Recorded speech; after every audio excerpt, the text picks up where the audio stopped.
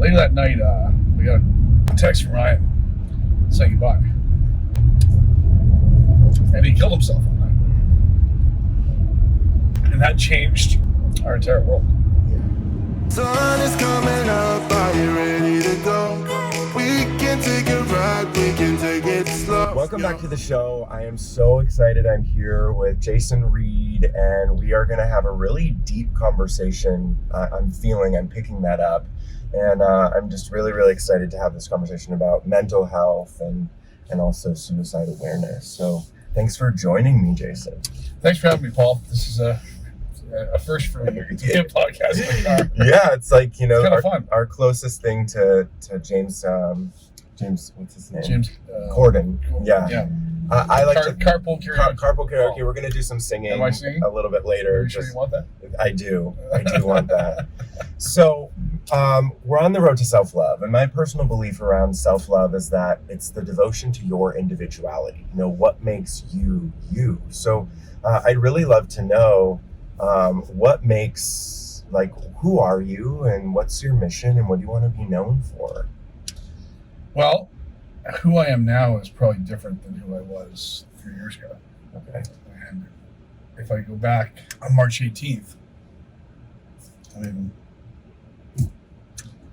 2018, or the night that was. Anyways, I was with my wife and we were having dinner in Puerto Vallarta. And we were literally having dinner talking about how the kids were all growing up. Ryan was the youngest at 14. He just turned 14. And I was talking about how great our lives have been, how great our kids are, the success that we've had, and what the next chapter in our life would be. Mm-hmm. And I'm a business guy, I'm an entrepreneur, I'm a CEO, I coach CEOs, I do all that kind of stuff, right? So I employ about 2,500 people across the U.S. So I had a life that a lot of people like to have. I wrote 8 books, I sold 9 of them. But I've done a lot of different things with Ironman. So all this stuff I've done, and that's who I was. Later that night, we got a text from Ryan saying goodbye. And that changed our entire world. Yeah. Our entire world changed. And honestly, Paul, sorry, it's still hard. Yeah, of course. So we didn't see it coming. I didn't see the signs.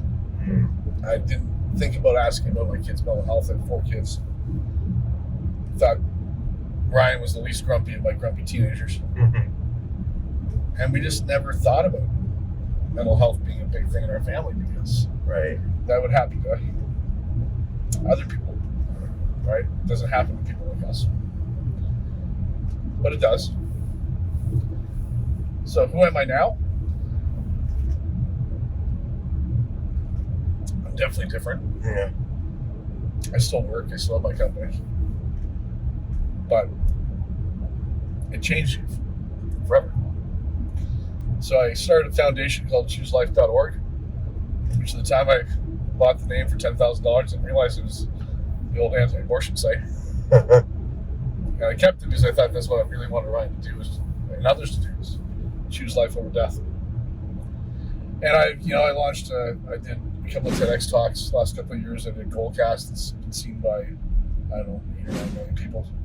We did a movie called Tell My Story, which is out there now on PBS and Wellbeings. It airs in PBS and Weta in a couple of weeks. Cool. On TV. With the whole idea of trying to help parents understand that they need to own their kids' mental health. So a bit of a long answer. Yeah. Well, it's your journey, and to hear this, you know, when we lose someone to suicide, I didn't see the signs. It was just like, what are the signs, and how can we educate parents or really friends and family to know what the signs are, or want to know what the signs are? Well, it's complicated. Yeah. As I'm sure you know, because some people hide it. Mm-hmm. But there are signs, and I miss the signs. Ryan had become increasingly withdrawn, spending more time in his room, less time with friends. He had become a little more grumpy than usual. I thought he was just becoming a grumpy teenager. Mm-hmm. reality is there's a lot deeper than that. Mm-hmm. And I think that it's easy for us as parents to say, well, and we use this all the time, well, they're just two grumpy teenagers just going through a phase. Right. So, you know, you created the movie, you are, of course, on this podcast. Like, the bigger mission here is to really empower parents, right? To communicate to their kids. And something that, you know, really caught my eye and my ear during the movie was the conversation that you were having about self-love, you know, and that kids, we check in with their mental health, their emotional, their physical health. Yep. But the emotional, like, how do you even have a conversation with a kid about self-love? Do you think that you have to understand what self-love is within you before you can talk to your kids about it? Well, I think that's what makes it really hard, right? Because, Paul, I mean, I listened to, you know, the podcast you did on your own and your journey. And do we all know do we even know what self-love is? Do most people even know? Well, no, and that's the thing. Does a guy my age, who grew up with my generation, even know what that means? Mm-hmm. Do I even know what it means now? Mm-hmm. Probably not, to the level you do, because it's been your journey. Mm-hmm. I think that you can overcomplicate it if you want to with your kids, or you can just understand that they need a safe place to talk. Yeah. And they don't want to be judged. And people say to me all the time, like, how do you talk to your kids because my kid doesn't want to talk to me? I get it. They don't want to talk to you. I can't tell you exactly how to talk to your kids. And by the way, for the record, I am not a doctor. I am not a trained therapist. I'm just a guy who lost his kid. Yeah. And I've learned some things along the way. And the one thing I learned is that, you know, these kids just want to be able to talk to you. And they don't want to be judged. Mm-hmm. And I can tell you the worst thing you can do to talk to your kid. Barge into their room and tell them you want to talk to them. You ever notice when you barge in the room, they say, I'm fine, or they yell at you to get out? And they do that because, yeah, you own the house, and you own the space, and you pay for everything. And they understand that. Mm-hmm. But the only thing they have is that little space. The only thing they have in the world is that little bedroom and that little space. Right. And now you're invading the one safe place they have. And they don't want to talk to you in there. That's their own quiet little space. So if you're going to talk to your kids, and you should have to talk to your kids, you got to take them outside that space. You got to take them for a walk. You notice they talk to you a lot more in the car on a drive. They talk to you when you're outside. They talk to you when you're taking them out for an activity. They'll talk to you more then than they're going to talk to you when you barge in the room and say, what the hell just happened on this test or this whatever it is. Mm-hmm. Why are you so grumpy? That's not going to work. And just having a safe space. Most people just want to be heard. You know, Yeah. they want to be heard. They don't need the fixing. They don't need that. And it's also a scary conversation to have, like, with your kids. But you have to. Yeah. I mean, I wish I was able to have this conversation with Ryan. Yeah. I wish he had told me. I wish I had asked. Because when most people just want to say, I had this thought. And if they talk about it, there's less of a chance they're going to do it. Mm-hmm. Because then they go, okay, I got it out there for something. I'm not even sure why it happens this way, but it does. If they bring it up, they're talking about it, they're less likely to go about and act on it. Yeah. So I'd kind of love to circle back, and if you would be willing to share with parents, because I have a lot of primarily moms who listen to the show, about, you know, how to have this conversation with your kids. Sure. Like if there's like a step-by-step, or especially if they don't feel comfortable, or it's really hard to talk to your kids. So I would start with the whole idea of, you know, your kid at this point, right? We're not talking to a 7-year-old or 4-year-old. Mm-hmm. They're 12 or 13 or 14. So you have an idea of their patterns. Mm-hmm. You know when they're most willing to talk to you. Mm-hmm. You know when they're most open. You've seen it already, right? You've Mm-hmm. seen them in the car, they're willing to talk to you. At home, they're not. Out for a walk, they are. At home, they're not. Maybe when you watch TV at night, they are. There's times when your kids are chatty. Try to take advantage of that time to chat. Mm-hmm. That's the first thing, right? When they're shut down and don't want to talk to you, they're grumpy, it's really hard to have this conversation. Right. And you can say they're grumpy all the time. They're not. You know they're not. There's times. But when they're not, drop everything and start the conversation. And how do you start the conversation? Like, I think share something. So I'm like, what am I gonna do? Because I usually talk to parents. Yeah. I said, okay, let's do this exercise. I want you to just keep your eyes open. Parents, I want you to close your eyes. Parents, I want you to just put up your hand if you've ever been bullied. A couple of hands go up. If you ever felt shame about your body, if you ever felt like you didn't belong, if you ever had your friends gonna ditch you and you felt like you didn't have any friends, but your friends ditched you. So, all the normal things we all grew up with, right? Right. And then I said, put up your hand. So within 3 or 4 questions, every hand in the room was up, right? Mm-hmm. And the kids are just gawking. Like, what the hell? And I said, parents, open your eyes. Look around. They're all looking around. No big deal. Yeah, we expected that.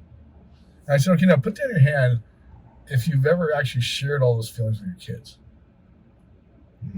And no hands went down. Yeah.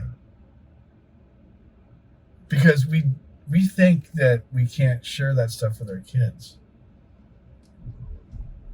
Because they're going to think less of us. Because it brings back pain that we don't want to feel. Yeah. But then they think, well, if my mom and dad don't talk about it, it didn't happen to them. So if it's happening to me, there's something wrong with me. A question for you, and I ask this to every single person who joins me on the road, is what does self-love mean to you? What does self-love mean to me? I wish I had a better answer for you, because I don't think I have a good answer. It's as good as it's meant to be. I don't know that I know. Okay. I think that it's a complicated question.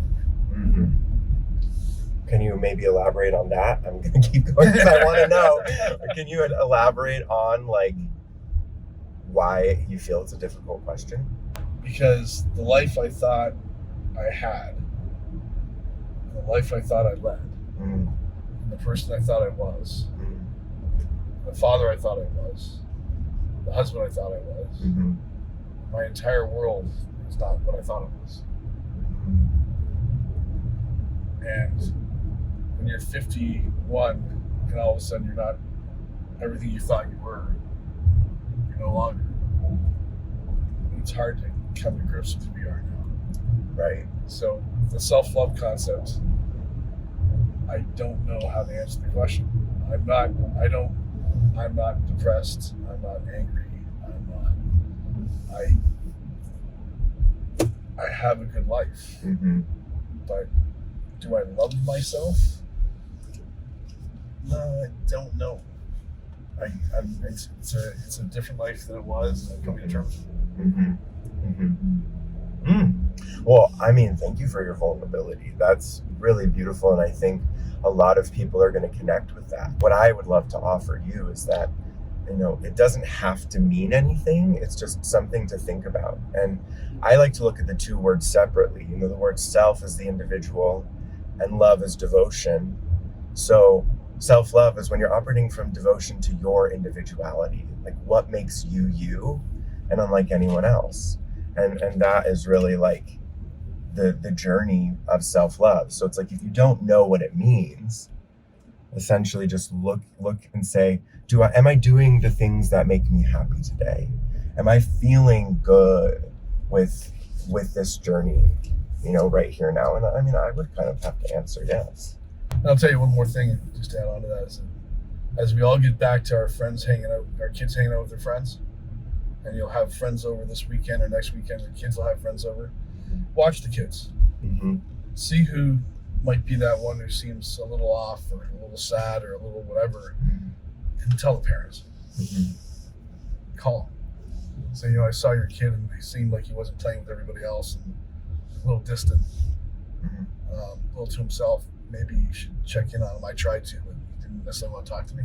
Yeah. Tell the parents. Yeah. Let them know. I'm curious if people connected with you and really, appreciate your message. Like, where can they find you? So chooselife.org. There, it's either Jason at chooselife.org or Jay at chooselife.org. Whatever you click on, it goes straight to me. Mm-hmm. And I mean, I hope wellbeings.org. The movie's still playing on for free for another little while. It's also a Tell My Story film .com. Okay. And you can see it there. Cool. Please share the film and watch it. Amazing. Well, thank you so much for joining me on the road, Jay. Remember, It's fun. Yeah, right? It's fun. Thanks for sharing so much with me. Of course. It's like, what you shared with me, thank you. Mm-hmm. What you shared with the world. If more people shared that, we'd all be better. Yeah. It's almost like vulnerability hangover sometimes, but sharing all of my journey has created all of this abundance for me. So why would I stop? Thanks. Yeah. Thank you. Alrighty. Well, we'll see you next time on the road to self-love. Bye.